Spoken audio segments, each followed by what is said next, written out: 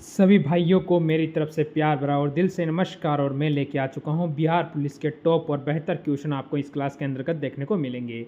इसमें आज मैं मिक्स क्वेश्चन लेके आया हूँ आपके जीके। एक बार मेरे सारे स्टूडेंट जुड़ेंगे मेरे साथ में और लाइक और शेयर करेंगे इस क्लास को।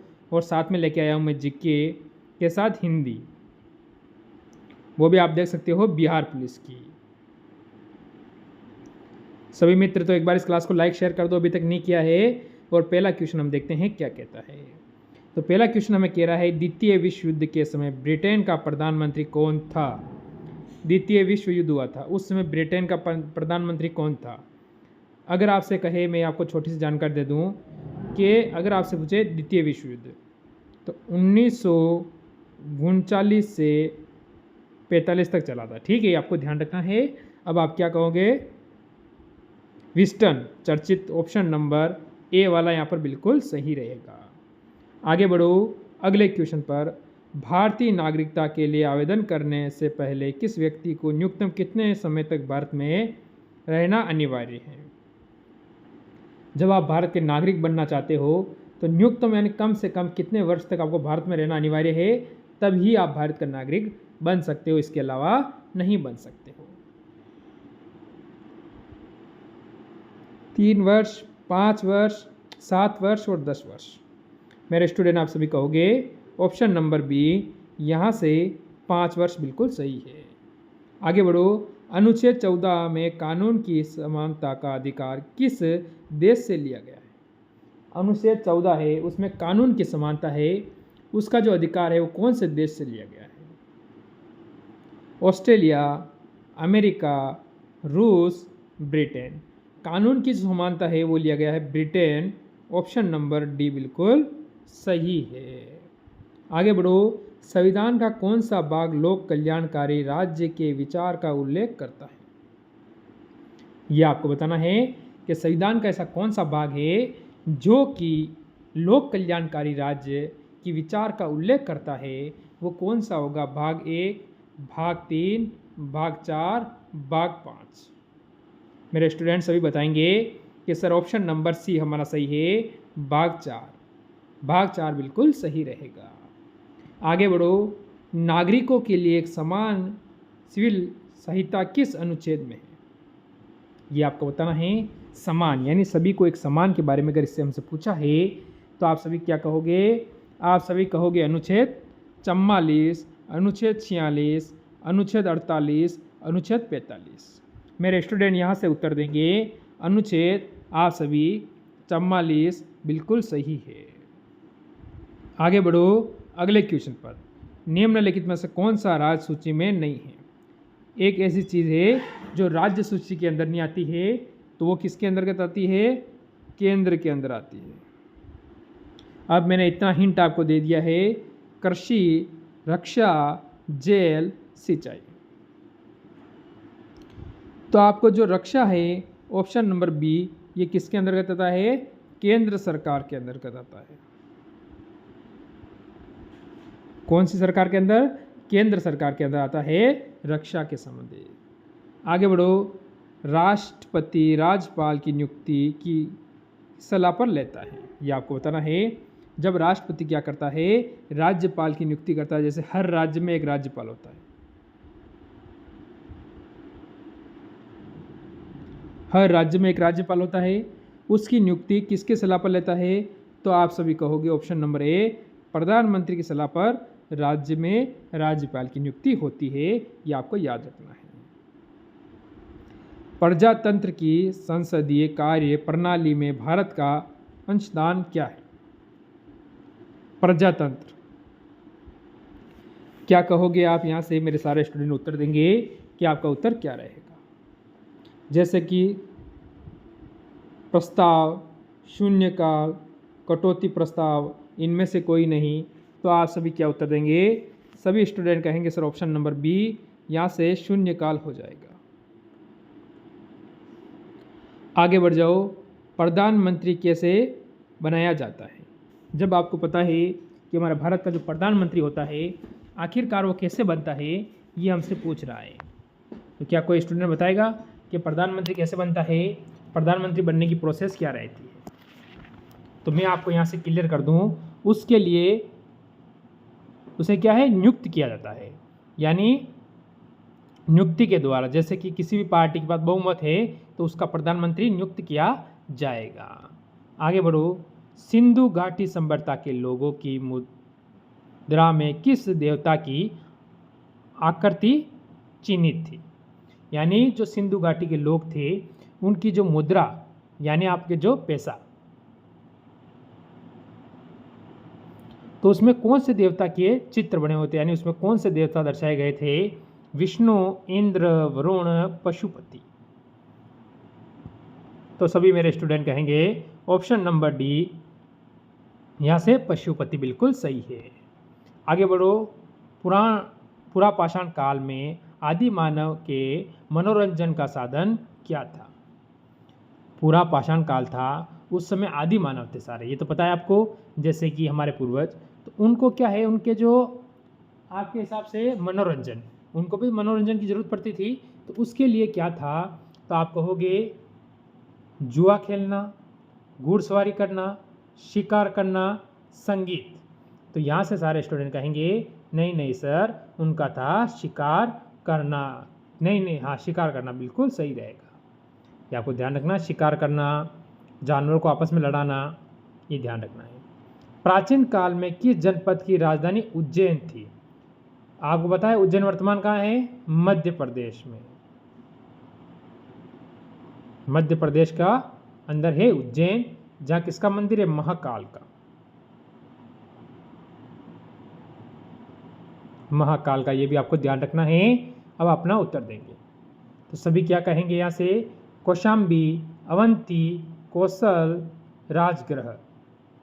मेरे स्टूडेंट कहेंगे यहाँ से अपना उत्तर क्या रहेगा? तो सभी कह रहे हैं ऑप्शन नंबर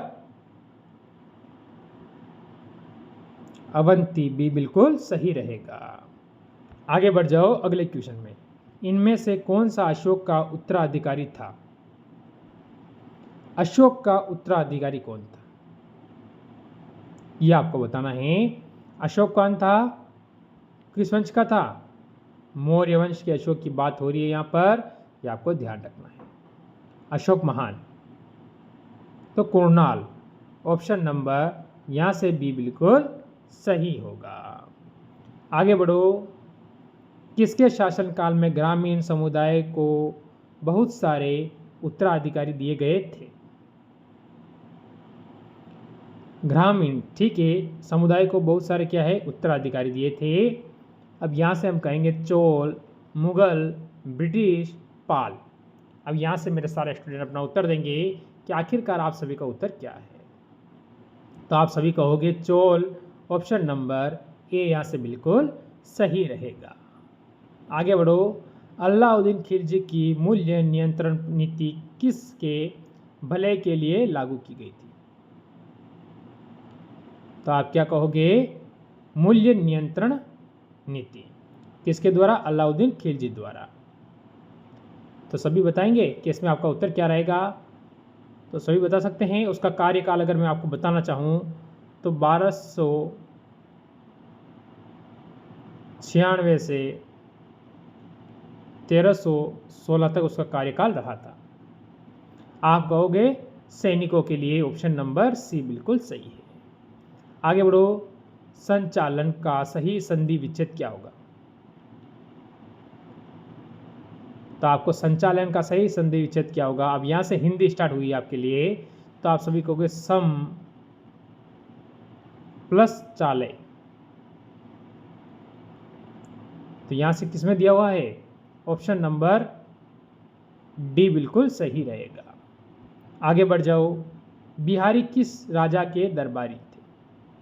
बिहारी किस राजा के दरबारी थे? राजा का नाम आपको बताना है। राजा जयसिंह, राजा मानसिंह, राजा बिहारी मल, राणा अमर सिंह। राणा के हिसाब से तो कहाँ के आगे? मेवाड़ के आगे। तो अभी हम कहेंगे राजा जयसिंह, ऑप्शन नंबर बी यहाँ से बिल्कुल सही रहेगा। आगे बढ़ जाओ।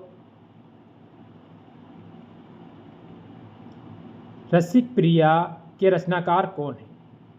रसिक प्रिया उसके रचनाकार कौन है। अब यहाँ से हमारा उत्तर क्या रहता है, ऑप्शन की ओर अगर हम जाएं सभी स्टूडेंट तो आप कहोगे जैसे केशव दास, बिहारी, तुलसीदास, कालिदास। अब इन चार में से हमारा उत्तर क्या होगा, जल्दी से आप उत्तर देने की कोशिश करोगे। जैसे ही आपका उत्तर क्लियर होगा तो हम अगले क्वेश्चन पे चलेंगे। केशव दास। मेरे स्टूडेंट ऑप्शन नंबर ए हमारा बिल्कुल सही है। आगे बढ़ो। पायो जी मैंने राम रतन धन पायो, पंक्ति किससे ली गई है। पायो जी मैंने क्या है, राम रतन धन पायो। ये नहीं है कि मैंने प्रेम रतन धन पायो, या राम रतन धन है, आपको ध्यान रखना है। आप क्या कहोगे, तुलसीदास, सूरदास, कबीरदास, मीराबाई। तो आप क्या कहोगे कि मीरा जन्मी मेड़ ते पढ़ाई घड़त चित्तौड़। तो आप सभी कहोगे मीराबाई। ऑप्शन नंबर मेरे स्टूडेंट डी बिल्कुल सही है। यहाँ पर आगे बढ़ जाओ। बहुवरी समास के बारे में आपसे पूछ रहा है, तो कौन सा है इसमें। तो पूर्व पद प्रदान होता है इसमें क्या, या फिर द्वितीय पद प्रदान होता है, तृतीय पद प्रदान होता है, दोनों पद प्रदान होते हैं। आखिरकार इसमें क्या है ये आपको जानकारी देनी है। तो आप सभी कहोगे इसमें तृतीय पद क्या होता है, प्रदान होता है। ऑप्शन नंबर सी हो जाएगा। आगे बढ़ जाओ। जिसके हृदय में ममता नहीं है उसके लिए एक शब्द क्या होगा। जिसके हृदय में ममता यानी जो मां का वास नहीं होता है उसके लिए एक शब्द आपसे पूछ रहा है। जिसके हृदय में ममता नहीं होती उसे निर्मम कहा जाता है। निर्मम का मतलब मेरे स्टूडेंट ऑप्शन नंबर ए बिल्कुल सही है। आगे बढ़ो। वर्णों का सार्थक समूह क्या कहलाता है। वर्णों का सार्थक समूह क्या कहलाता है। यहां से कह सकते हैं वाक्य, क्रिया, संज्ञा, शब्द। मेरे स्टूडेंट बताएंगे सभी इसमें आपका उत्तर क्या रहेगा। तो आप सभी क्या कह रहे हो, यहाँ पर आप सभी कह रहे हो सर ऑप्शन नंबर हमारा डी बिल्कुल सही है। शब्द कहेंगे इसे, हम क्या कहेंगे, शब्द कह देंगे। आगे चलो। मोहन कलम से लिखता है, इसमें कौन सा कारक क्या करता है। मोहन कलम से लिखता है। अरे मोहन दो है, क्या कर रहा है, कलम से लिख रहा है। यहाँ से अपादान, तत्पुरुष, करण, अधिकरण।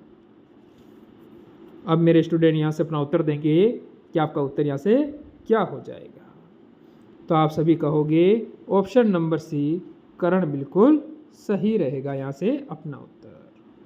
आगे बढ़ो। गुरु का स्त्रीलिंग रूप बनाने वाला प्रत्यय है। तो गुरु का जो स्त्रीलिंग रूप बनाता है वो प्रत्यय कौन सा लगता है उसके पीछे, कि वो क्या है, गुरु जो पुल्लिंग शब्द है उसको स्त्रीलिंग यानी महिला में कन्वर्ट करेगा। तो आप सभी क्या कहोगे, आइन, गुरु आइन। तो आइन शब्द अगर आप पीछे लगाते हो तो ये क्या करता है, स्त्रीलिंग शब्द बना देगा। ऑप्शन नंबर सी यहाँ से बिल्कुल सही है। चलो आज के लास्ट क्वेश्चन की ओर, इसका उत्तर देंगे आप सभी। सरस्वती सम्मान पुरस्कार किस क्षेत्र में विशिष्ट कार्य के लिए दिया जाता है। ये बताना आपको कि सरस्वती जो सम्मान है, पुरस्कार है, वो किस क्षेत्र के विशिष्ट कार्य के लिए दिया जाता है। खेलकूद, सामाजिक कार्य, साहित्य, विज्ञान एवं प्रौद्योगिक। तो मेरे स्टूडेंट ऑप्शन नंबर सी साहित्य बिल्कुल सही है। तो ये थे आज के टॉप क्वेश्चन। ज़रूर कमेंट करना कैसी लगी क्लास आपको। अच्छी लगी हो तो एक बार लाइक शेयर कर दें। मिलते हैं कल एक और इसी समय बेहतर क्लास के साथ। सभी को जय हिंद, जय भारत।